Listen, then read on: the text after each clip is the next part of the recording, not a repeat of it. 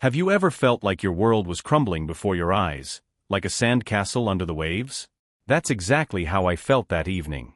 It all started at work, at what seemed like an ordinary corporate party. My wife, Natalie, had always been the life of the party, but that evening, I saw her in a way I never knew before. The party started off fun. Music, light snacks, laughter from colleagues, everything was going as usual.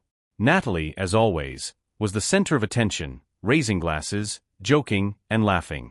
I was proud of her charm and ability to draw people in, but soon, I began to notice that something wasn't right. As time went on, I saw Natalie start ordering cocktails more frequently. This was unusual for her, and I decided not to give it much thought. But with each new drink, her behavior became more inappropriate. Soon, she began spending more time with Andrew, our new colleague. Their laughter and jokes seemed too close, too intimate. Thank you for watching my channel. I create videos for your enjoyment. Please subscribe if you want to support my efforts, it's very important to me. I apologize in advance for any mistakes, dubbing is done by neural network. Please point out mistakes in the comments so I can correct them. An hour later, when I stepped out onto the terrace for some fresh air, I saw them together. Natalie and Andrew were standing too close to each other, their faces almost touching. I felt a cold chill pierce through me. Natalie reached out, wrapped her arms around his neck, and laughing, kissed him on the cheek. Andrew, though surprised, responded in kind. It all looked like a scene from some horrible movie. I went back inside, trying not to think about what I had seen, and attempted to enjoy myself. But soon Natalie and Andrew returned to the hall, laughing and flirting. She started dancing more provocatively, and Natalie's friends gathered around her, discussing her behavior with barely concealed disdain. "Well, this is disgraceful," started Kate, pointing at Natalie. "At first, I thought it was just drunken flirting, but now it's just plain shameful. How can she behave like that?" Julia, sitting nearby, agreed. "I can't believe she's acting like this. I wonder what her husband thinks about it. I wouldn't even talk to someone acting like that." Olivia added, "It seems she's decided to forget everything and just let herself go. I think she doesn't even realize that her behavior is already beyond the bounds of decency." The friends began pulling out their phones, recording every moment of Natalie's humiliation. "Look at her face." Kate laughed, recording as Natalie hugged Andrew, barely able to stand. "This will be great entertainment for all of us." Julia, also recording, added, "I wonder when she'll realize she's making a fool of herself."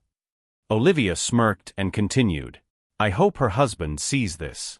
She clearly doesn't understand how she looks from the outside." The friends kept filming and discussing how Natalie had become the object of their amusement. They laughed at her behavior and gloated, leaving no room for compassion. When I saw Natalie dancing and flirting, oblivious to everything around her, and her friends laughing and talking about her, I felt like I couldn't stay there. I decided to intervene. I approached Natalie and said, "Natalie, we need to go home. Right now." She looked at me in surprise, her eyes clouded with alcohol. At first, she tried to pretend everything was fine, but her condition was obvious. I felt that her behavior had crossed all boundaries, and the resolve to take her home became urgent.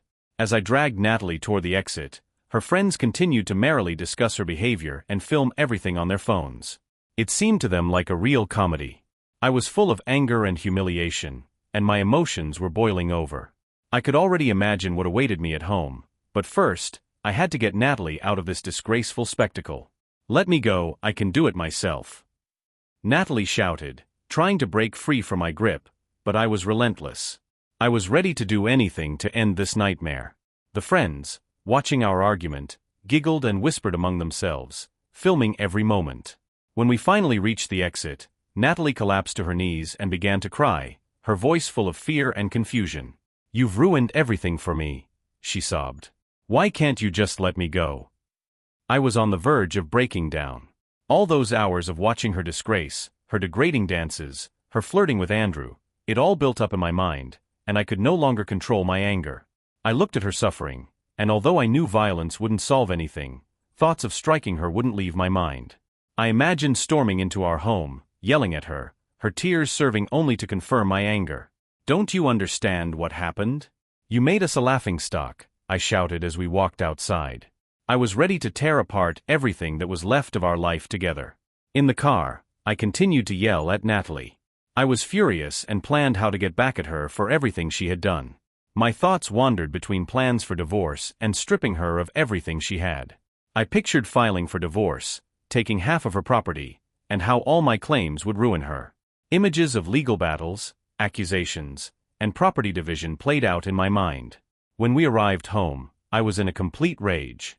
I burst into the apartment, barely stopping the car, and dragged Natalie out, pulling her into the house.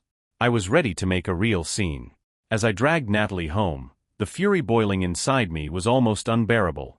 I envisioned my revenge, and thoughts of physical violence surfaced in my mind, but at some point, I realized that wasn't what I truly wanted. Instead of resorting to violence, I wanted to make her life even more unbearable. I wanted to strip her of everything she had and make her realize the scale of her mistake. When we entered the apartment, Natalie was completely crushed, and I saw her fear. But that fear only fueled my desire for revenge. I was determined to do everything to make her understand how she humiliated me and destroyed our marriage. I wasn't just going to hit her, no. I wanted her to suffer emotionally and financially, to understand the full weight of her actions. We walked into the house, and I closed the door behind us, blocking her path to escape. My thoughts were focused on how I could inflict the maximum damage. I wanted Natalie to understand that her actions had catastrophic consequences, and at that moment, I didn't expect any explanations or apologies from her. I just wanted to act. "Do you understand what you've done?" I shouted, not giving her a chance to say anything. "You've humiliated me in front of everyone, and now you're going to pay for it." My words were filled with rage and contempt. I couldn't and didn't want to inflict physical pain on her, but I knew that emotional humiliation and financial pressure could be far more devastating. I wanted her to feel like she had lost everything she held dear. Natalie tried to defend herself again, but I struck her across the face out of anger, to shut her up. I knew this wasn't just a random incident. This was a deliberate destruction of everything we had built. I didn't just want to make her lose control. I wanted to tear her life apart, take everything she had, and these were my true intentions. I began to plan how I would file for divorce, how I would take half of her property, and how I would strip her of all financial means. I imagined taking her money, the house, and everything she considered hers. I wanted her to experience the same humiliation and destruction that I felt at that moment. When I made a scene at home, my anger knew no bounds. I screamed, accusing her of every possible sin, leaving no room for forgiveness or understanding. I felt that I could make her life as miserable as possible, and that was my main priority. I didn't want to destroy her physically, but I wanted her to suffer emotionally and financially. "I'll do everything to make sure you're never happy," I shouted. "I'm sure you'll live in complete ruin now." My words were full of hatred, and I realized that each one only deepened her suffering. I felt satisfaction at the thought that I could destroy her life, that I could take away everything she had. I was ready to use every opportunity to make her life a living hell. Natalie, sitting on the floor, tried to curl up, but her tears and fear only confirmed the extent of my anger. I continued to shout and humiliate her, refusing to accept her apologies and explanations. I was consumed by revenge, and thoughts of the impending divorce and financial ruin remained in my mind. When the night finally ended, I calmed down. I knew my actions would have long-term consequences, and that night became a symbol of the destruction of our life together. I didn't want to destroy her physically, but the emotional and financial humiliation I had planned was my way of getting revenge for everything she had done. In that cruel night, I lost not only my wife but also a part of myself, and my life was forever changed.